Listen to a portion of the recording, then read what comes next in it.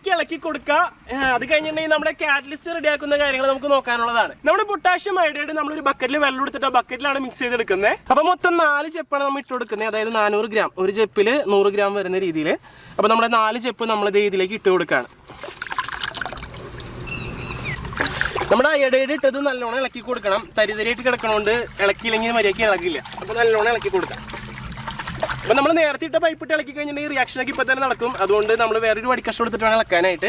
അപ്പോൾ ഇളക്കി ഇത് നല്ല അടിപൊളി സെറ്റായി കിട്ടിയിട്ടുണ്ട് ഫ്രണ്ട്സ്. അപ്പോൾ നമ്മുടെ ജയന്റ് എക്സ്പെരിമെന്റ് ചെയ്യുന്നതിന് മുമ്പ് നമ്മൾ ഫസ്റ്റ് ഒന്ന് ചെക്ക് ചെയ്യാൻ പോവാണ് ഇത് കറക്റ്റായിട്ട് പ്രോപ്പറായിട്ട് വർക്ക് ചെയ്യുന്നുണ്ടെന്ന്. അപ്പോൾ നമ്മുടെ കാറ്റലിസ്റ്റ് പൊട്ടാസ്യം അയോഡൈഡ് നമ്മുടെ കയ്യിൽ 2 ബീക്കറായിട്ട് എടുത്തിട്ടുണ്ട്. അതുപോലെ തന്നെ ഹൈഡ്രജൻ പെറോക്സൈഡ് 2 കളർ മിക്സ് ചെയ്ത് ഇവിടെ വെച്ചിട്ടുണ്ട്.